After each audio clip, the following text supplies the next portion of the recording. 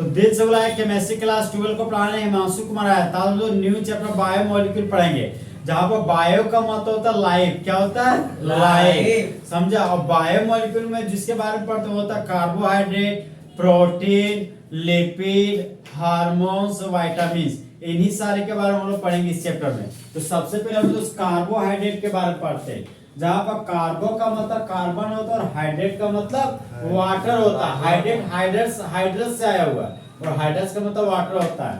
तो जिसके पास कार्बन और वाटर होता है उसको क्या बोलते हैं? कार्बोहाइड्रेट। तो उसी को लैंग्वेज बोलते हैं हाइड्रेट ऑफ कार्बन। तो हाइड्रेट ऑफ कार्बन को हम लोग क्या बोलते हैं? कार्बोहाइड्रेट। तो कार्बोहाइड्रेट का सबसे पहले हम लोग जनरल फार्मूला पढ़ेंगे। तो जनरल फार्मूला की मेरा CnH2nOn, इसी को समेट के लिखा Cn था तो Cn लिख दिए, H2O था तो H2O लिख दिए, ये छुचियन था तो होलेन कर दिया। ओके, तो ये फार्मूला देखिए मेरा ग्लूकोज पर बेस्ड है। ग्लूकोज का जनरल फार्मूला होता है मेरा C6H12O6, जिसका फार्मूला है CnH2nOn, जहाँ N हो गया तेरा कार्बन एटम का संख्या। तो अगर C के जगह पर 6 बैठा है तो कार्बन 6 बन गया, N के जगह पर 6 बैठा है तो 6 दूनी 12, हाइड्रोजन 12 बन गया, N के जगह पर 6 बैठा है तो ऑक्सीजन 6 हो गया। मतलब ये हमारा ग्लूकोज के जनरल फार्मूला पर क्या है? बेस्ड है। अगर क्या नेक्स्ट पॉइंट आता है हमारा ऑप्टिकली एक्टिव सबस्टेंस।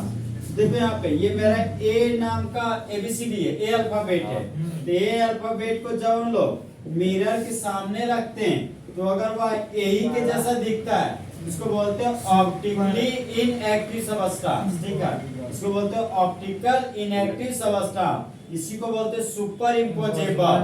और मान लो यहाँ पे P रखें, लेकिन जब राइट साइड में देखें तो उल्टा P देखा। यहाँ पर ये हो गया मेरा ऑप्टिकली इनएक्टिव सबस्टेंस। यहाँ बोलता है ऑप्टिकली एक्टिव सबस्टेंस जो धारण करता है एक से अधिक हाइड्रोक्सी फंक्शनल ग्रुप को और उसके साथ में एक एल्डिहाइड फंक्शनल ग्रुप होना चाहिए। एक से अधिक हाइड्रोक्सी फंक्शनल ग्रुप होना चाहिए और उसके पास एक कीटोन फंक्शनल ग्रुप होना चाहिए और वह हमारा कार्बोहाइड्रेट होगा। सबसे पहले आता है मेरा ग्लिसरॉल लिया है। सबसे पहले 3 कार्बन लिए, फर्स्ट कार्बन को एल्डिहाइड बना दिए और लास्ट कार्बन को दारू पिला दी, एक अल्कोहल डाल दिए, बीच वाला कार्बन में एक अल्कोहल डाल दिए। कार्बन में 4 बॉन्ड होता है, 3 बॉन्ड तो भर गया, बचा हुआ 1 बॉन्ड को हाइड्रोजन के वजह से भर दिए। इसको क्या बोलेंगे? ग्लिसरॉल्डिहाइड। ये फॉर्मूला पूछा हुआ एग्जाम में बहुत साल पहले। फिर आपका डाइहाइड्रोक्सी एसीटोन है। तो एसीटोन बोलते थे 3 कार्बन के कीटोन को एसीटोन बोलते हैं। देखो 1 2 3 कार्बन के कीटोन के एसीटोन बोल दिए, 2 हाइड्रोक्सी ग्रुप लगाना है। याद है तुमको कि अल्कोहल जब ब्रांच के जैसे बिहेव करता है तब उसके नाम के पहले हाइड्रोक्सी लगाते हैं। अगर ये सेकेंडरी सफिक्स के जैसे बिहेव करता, मेन फंक्शनल ग्रुप के जैसे अल्कोहल बिहेव करता, तो नाम के अंत में ओल लिखते। तो 2 हाइड्रोक्सी तो डाइहाइड्रोक्सी लिख दिए, कीटोन के लिए 3 कार्बन के कीटोन के लिए एसीटोन लिख दिए। इस कंपाउंड का नाम है डाइहाइड्रोक्सी एसीटोन। फिर देखो 1 2 3 4 5 6 कार्बन, ग्लूकोज हमारा 6 कार्बन, तो 6 कार्बन लिख दिए। फर्स्ट वाला कार्बन में एल्डिहाइड लगाना है और लास्ट वाला कार्बन में अल्कोहल लगाना है। लास्ट वाला कार्बन को एक बार दारू पिलाएं, फिर बोलते पिएंगे, फिर पिएंगे, तो फिर आता हाइड्रोजन, मतलब नहीं पिएंगे, फिर आगे दारू पिएंगे, उसके बाद फिर आगे आलूबा एल्डिहाइड। तो 6 कार्बन है, फर्स्ट कार्बन पे एल्डिहाइड, लास्ट कार्बन पे अल्कोहल लगा हुआ, तो इस कंपाउंड का नाम क्या हो गया? ग्लूकोज। ओके भैया उस टाइम बोले थे कि तो देखिए अब कार्बोहाइड्रेट का क्लासिफिकेशन पढ़ेंगे।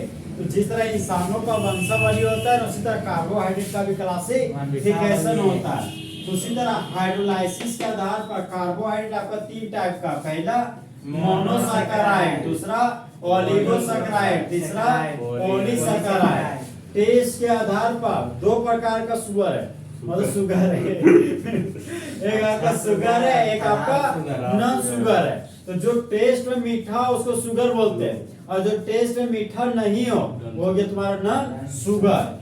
फिर आता है नेचर के आधार पर 2 प्रकार का शुगर है, एक है रिड्यूसिंग शुगर, एक है नॉन रिड्यूसिंग शुगर। तो बोले एक ऐसा शुगर जो जो टॉलेंस रिएजेंट टॉलेंस रिएजेंट और फैलिंग रिएजेंट की मदद से रिएजेंट की मदद से रिड्यूस हो जाता हो रिड्यूस हो जाता हो उसको रिड्यूसिंग शुगर कहते हैं। रिड्यूसिंग शुगर कहते हैं। एक ऐसा शुगर एक ऐसा शुगर जो टॉलेंस रिएजेंट जो टॉलेंस रिएजेंट और फैलिंग रिएजेंट की मदद से फैलिंग रिएजेंट की मदद से रिड्यूस रिड्यूस नहीं होता हो नहीं होता हो नॉन रिड्यूसिंग शुगर कहते हैं। रिड्यूसिंग शुगर कहते हैं। याद है ना टॉलेंस जो फैलिन मेरा ऑक्सीडाइजिंग एजेंट है, एल्डिहाइड का ऑक्सीडेशन से कार्बोनिक एसिड बन जाएगा।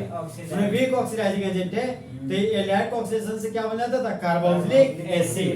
तो सबसे पहले यहाँ पर दोस्त मोनोसैकेराइड के बारे में पता करना। तो मोनो का मतलब क्या हुआ, सैकेराइड का मतलब शुगर, समझा, मतलब एक मॉलिक्यूल शुगर को ही क्या बोलते हैं मोनोसैकेराइड।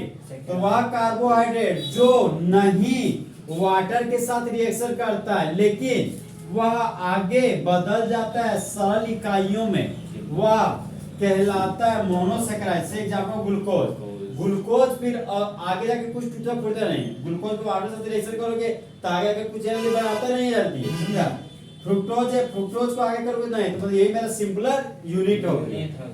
तो कार्बोहाइड्रेट कितना प्रकार का, तीन प्रकार का। पहला हाइड्रोलाइसिस के आधार पर तीन टाइप, पहला मोनोसैकेराइड, दूसरा ओलिगोसैकेराइड, तीसरा पॉलीसैकेराइड। टेस्ट के आधार पर दो टाइप, पहला शुगर, दूसरा नॉन शुगर। नेचर के आधार पर दो टाइप, रिड्यूसिंग शुगर और नॉन रिड्यूसिंग शुगर। तो बोले ऐसा शुगर जो टॉलेंस रिएजेंट टॉलेंस रिएजेंट और फैलिंग रिएजेंट की मदद से फैलिंग रिएजेंट की मदद से खुद को रिड्यूस कर दे उसे रिड्यूसिंग शुगर कहते हैं। रिड्यूसिंग शुगर कहते हैं। एक ऐसा शुगर जो टॉलेंस रिएजेंट और फैलिंग रिएजेंट की मदद से खुद को रिड्यूस नहीं करे उसे नॉन रिड्यूसिंग शुगर कहते हैं। तो मोनोसैकेराइड, मोनो का मतलब वन, सैकेराइड का मतलब शुगर। तो एक ऐसा कंपाउंड जो एक शुगर को रखता है उसको मोनोसैकेराइड कहते हैं। अब मोनोसैकेराइड के example glucose, fructose, ribose, galactose है। जले हुए को आग और बुझे हुए को राख कहते हैं और जो राख को बारूद बनाते हैं उसे हिमांशु कुमार कहते हैं। वाह वाह वाह वाह।